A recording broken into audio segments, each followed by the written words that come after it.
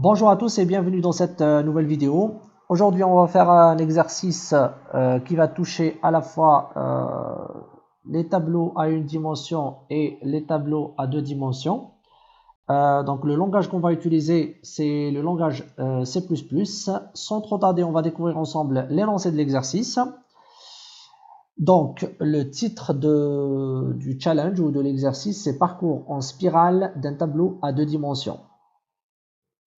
Alors, comme la figure le montre bien ici, on a un tableau à deux dimensions qui contient les nombres de 1 jusqu'à 16. Le but, c'est de le parcourir en spirale, c'est-à-dire on va commencer à partir du premier élément.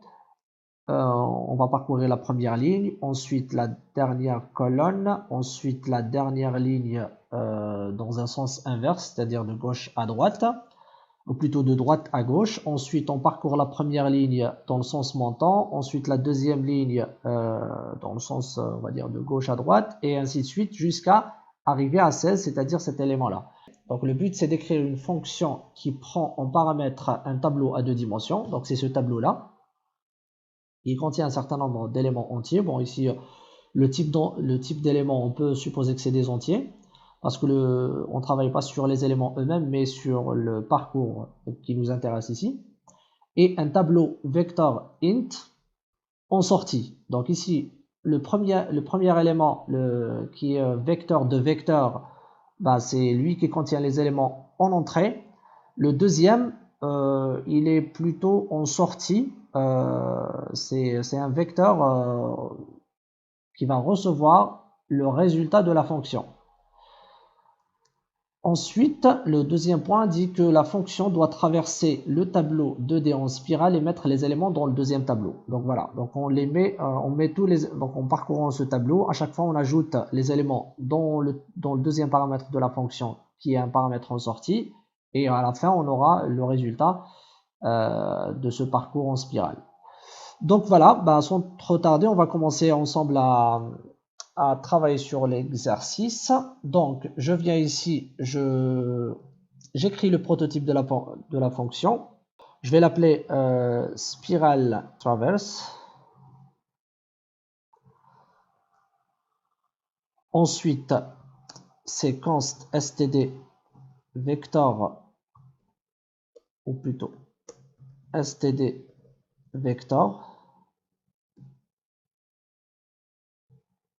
de int. Alors, ça doit être donc ça c'est le tableau. Ensuite, je vais l'appeler par exemple array. C'est une référence.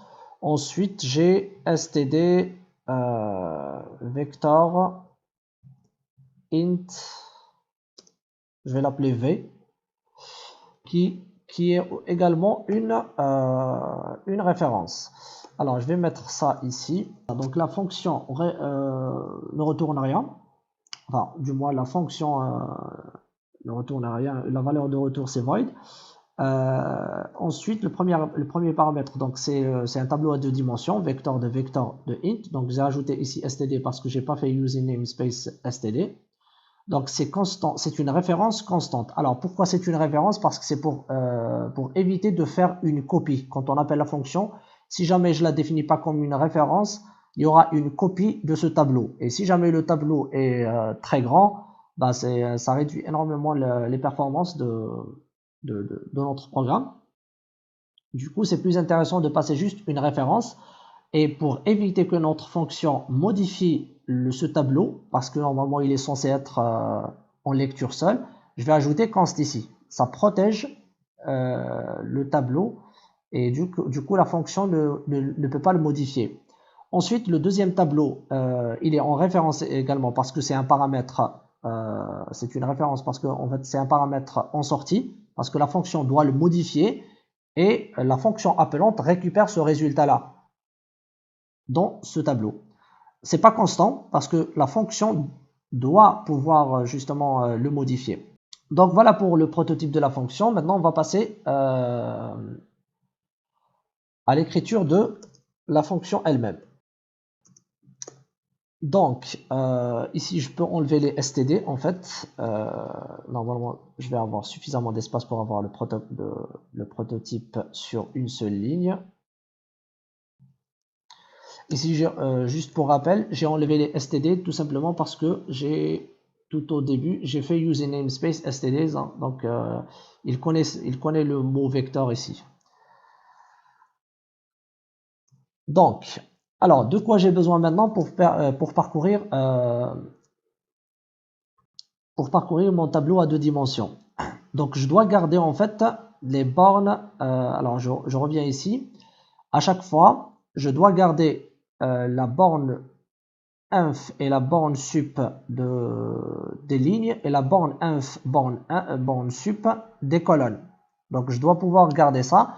Et j'ai besoin également d'avoir une variable qui s'appelle sens, par exemple, qui va avoir 3 valeurs possibles, c'est-à-dire ce sens, le sens de gauche à droite des lignes, soit de parcours de la dernière colonne, parcours de la dernière ligne de droite à gauche et parcours dans le sens montant de la première colonne.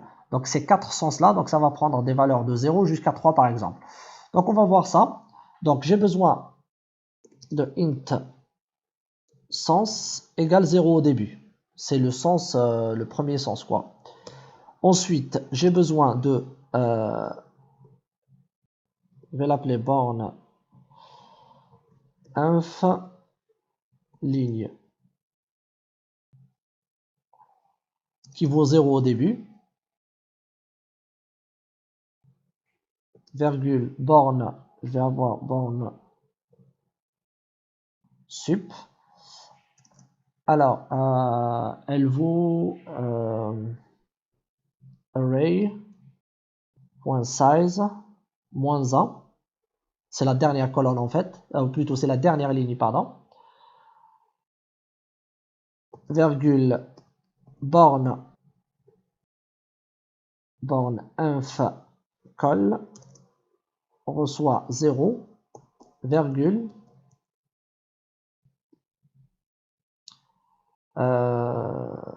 borne sup. Alors c'est égal à array de 0 de en fait size, point size.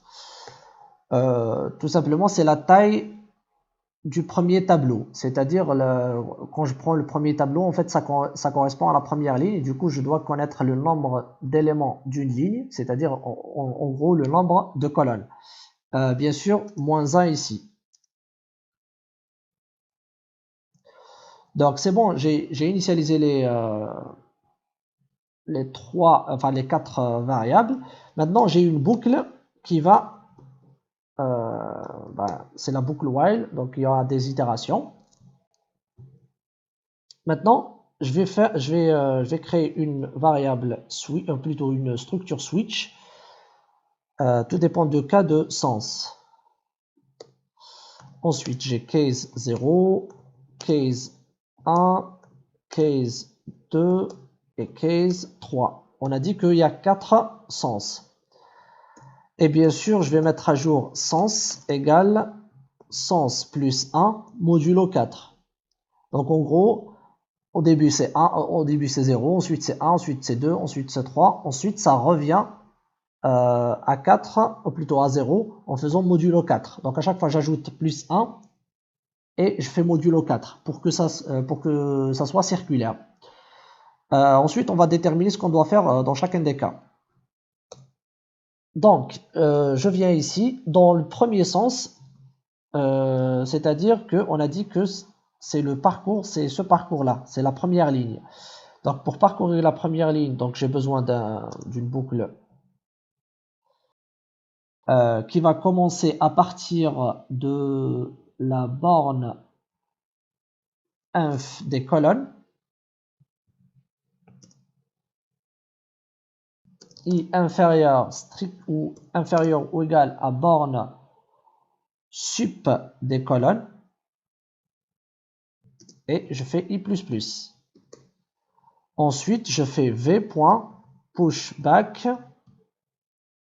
Je vais ajouter les éléments au vecteur v qui est en sortie, c'est celui-là. Alors, on va ajouter quoi? Donc, c'est array. Donc, c'est array. Donc là, on parcourt les lignes, plutôt on parcourt une ligne, la première ligne. Donc le i, il vient en tant que, c'est la colonne en fait, c'est l'indice de la colonne. Et ici, on parcourt la borne inf de la ligne. La borne inf. Et une fois qu'on a terminé ça, ben on fait borne inf de la ligne plus plus. Parce qu'on a parcouru la ligne. Donc maintenant, la borne inf des lignes, elle augmente de 1. Et bien sûr, il ne faut pas oublier le fameux break pour éviter d'exécuter les blocs, les 3 autres blocs. Parce que si je ne fais pas break, en fait, switch, ça exécute tout. Et du coup, c'est pas bon. Donc, je vais faire la même chose pour case 1. Case 1, on a dit que c'est le parcours de la dernière colonne. Donc, on fait for int i égale, alors c'est borne inf de la ligne, i inférieur strict ou égal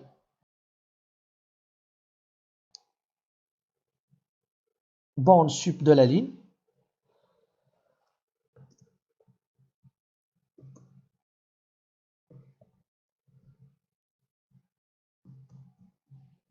v.pushback. Alors, je fais array. Donc là, puisque je parcours une colonne, donc le i, en fait, c'est l'indice des lignes. Maintenant, quelle est la ligne que je parcours? En réalité, je parcours la borne sup de la ligne, plutôt la borne sup de la colonne, c'est-à-dire la dernière colonne en fait. Ensuite, je vais décrémenter la borne sup de la colonne et je fais break. Ensuite, ici, c'est for int i égale... alors, le sens 2, en fait, c'est le sens dans ce sens-là. Donc, de 7 jusqu'à 10. On parcourt la dernière ligne dans un sens contraire. Du coup, on commence à partir de la borne sup de la colonne. I doit être inférieur ou égal à, ou plutôt supérieur ou égal à borne inf de la colonne. Et je fais i moins moins parce que c'est un parcours dans le sens de droite à gauche. Ensuite, je fais v.pushback. Alors, je vais pousser quoi? Donc, array toujours. Maintenant, il reste juste à connaître les indices. Puisque je parcours une ligne, les i, en fait, c'est l'indice des colonnes. Donc, c'est quelle ligne que je parcours? C'est la dernière ligne, en fait, c'est la borne sup de la colonne. Ou plutôt, c'est la ligne borne sup de la ligne, en fait. C'est la borne sup de la ligne que je suis en train de parcourir. Ensuite, une fois qu'on a parcouru cette ligne, cette ligne, du coup, la borne sup de la ligne, elle diminue et je fais un break. Il nous reste à écrire le dernier cas. I inférieur, alors c'est pas 0. Je vais mettre ça. Donc là, c'est i moins moins puisque je parcours. En fait, ça correspond à ce parcours-là. Donc ça va parcourir en réalité de 11 jusqu'à 12. Parce que le 10 a été déjà parcouru. C'est pour ça que je fais i moins moins. Donc, la première ligne, je commence à partir de borne sup ligne. Il doit être supérieur, tant que supérieur ou égal à borne inf ligne.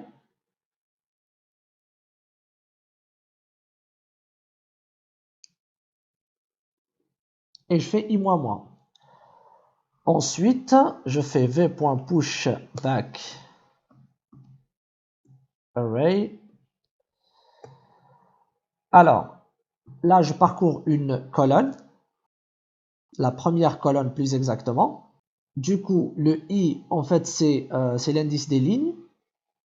Et puisque je parcours la première colonne, donc ça va être borne inf col. Ensuite, une fois qu'on a fait ça, on a parcouru la colonne, ben ça va être plus plus. Et break. Bon, le dernier break, en fait, ce break là, il ne sert pas à grand chose, mais je préfère quand même l'ajouter. Et donc voilà. Maintenant, il nous reste juste à écrire la condition ici, la condition d'arrêt. Alors, la condition d'arrêt va être composée. Donc, on va revenir à notre exemple ici. Quand est-ce qu'on s'est arrêté? En fait, ici, au début, la borne, on a parcouru la première ligne, donc on va l'enlever. Donc, il nous reste juste un tableau de 3 x 4. Ensuite, on a parcouru la dernière colonne et du coup, il nous reste un tableau de 3 x 3. Ensuite, on a parcouru la dernière ligne, il nous reste un tableau de 2 x 4. Plutôt 2 x 3. Ensuite, on a parcouru cette colonne, il nous reste un tableau de 2 x 2. On parcourt celle-là, donc 1 x 2. On parcourt ça, il nous reste un seul élément. Et quand on ajoute le dernier élément, en fait ici, tout simplement, les bornes inf et sup des lignes et des colonnes se rejoignent, se retrouvent. Et du coup, c'est la condition d'arrêt. En fait, c'est quand borne inf supérieur strictement à borne sup, ou la borne inf de la colonne est supérieure strictement à borne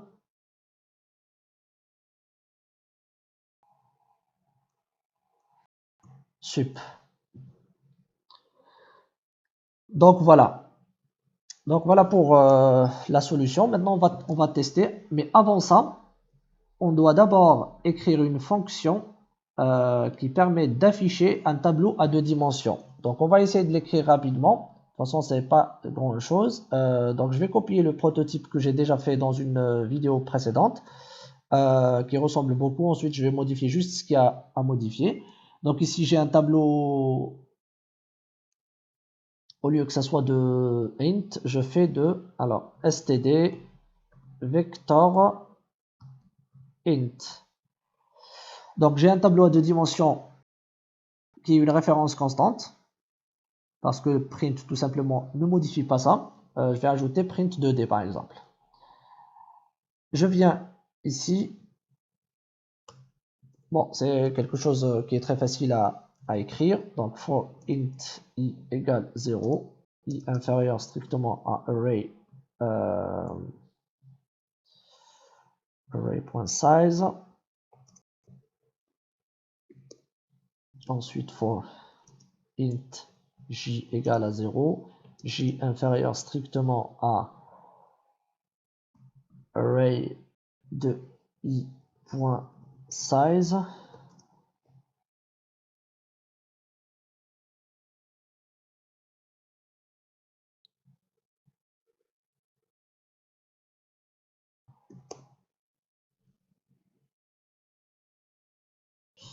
Ensuite, je fais cout. Alors, on va faire array de i, la ligne, de j, et j'ajoute un espace. Ensuite, une fois qu'on a affiché toute la ligne, ben, on affiche un saut de ligne. Je vais ajouter ici cout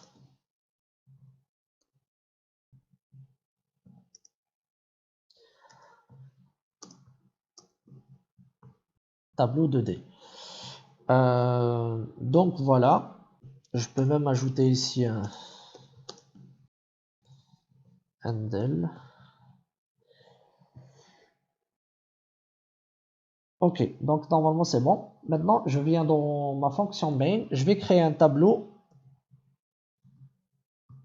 à 2 dimensions. Je vais l'appeler V par exemple, ou plutôt array. Je vais l'appeler array.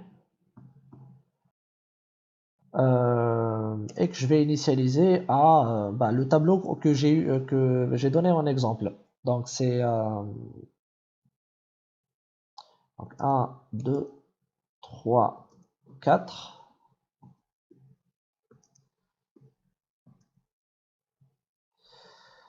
Donc la deuxième ligne c'est 12, 13, 14, 5.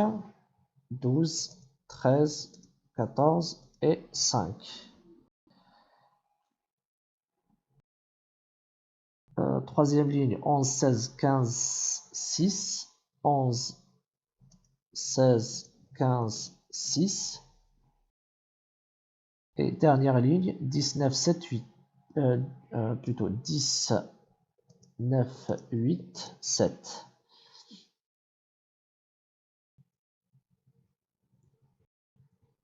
Je vais le laisser comme ça. Donc voilà mon tableau array. Dans un premier temps, je vais juste l'afficher pour voir ce que ça me donne, si tout se passe bien. Donc pas d'erreur à la compilation. Donc bon voilà, ça m'a affiché mon tableau. Donc ça m'a affiché 1, 2, 3, 4. Ensuite 12, 13, 14, 5. 11, 16, 15, 6. Donc ça l'a affiché exactement comme il est. Donc ça, voilà pour notre tableau. Ensuite, je vais créer un tableau.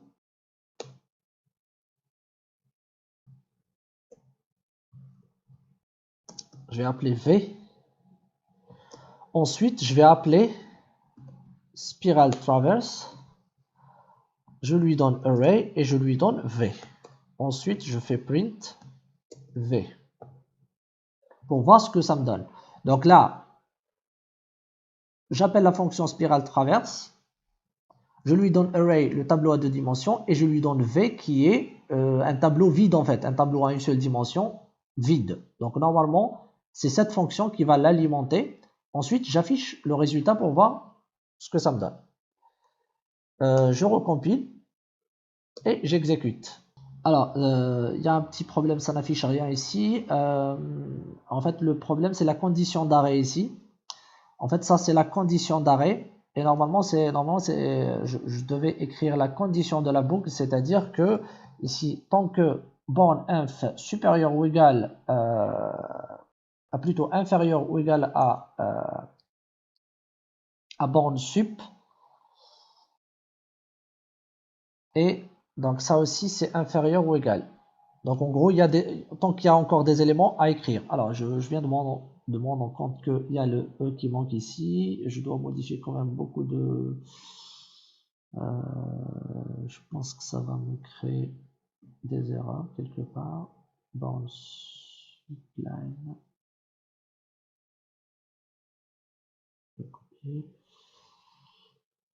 Born sup ici. Je crois que c'est bon. J'ai corrigé tout. Donc là, je recompile pour voir. Alors, il y a encore un... c'est ça. Et la ligne... Ouais, c'est juste après ici. C'est bon. Donc là, je recompile et c'est bon. Donc là, ça m'affiche donc le tableau à 2 dimensions tel que je l'ai créé en fait. Et là, ça m'affiche le tableau après l'avoir traversé de manière spirale. Alors, je crois qu'il y a un petit souci ici. Donc 1, 2, 3, 4, 5, 6, 7, 8, 9, 10, 11, 12. Il y a un qui a été ajouté. 1, 2, 3, 4, 5, 6, 7, 8, 9, 10, 11. Donc il y a un petit problème ici, ça a ajouté le 1 ici. En fait, il y a un petit problème. Normalement 12, 13, 14, 15, 16, il n'y a pas le 1. Donc on va essayer de voir le programme. En fait, ça se pose, le problème se pose lors du parcours de la première colonne dans le sens montant. Donc normalement c'est 11, 12 et ça s'arrête. Ensuite 13, 14. Donc il a ajouté le 1. On va voir le sens 3, le case 3 ici. En fait, je remarque ici que la condition d'arrêt, ou plutôt, ouais, la condition d'arrêt c'est i inférieur strictement à borne inf col. En réalité, c'est borne inf line, de la ligne de la borne inf, puisque je parcours la colonne.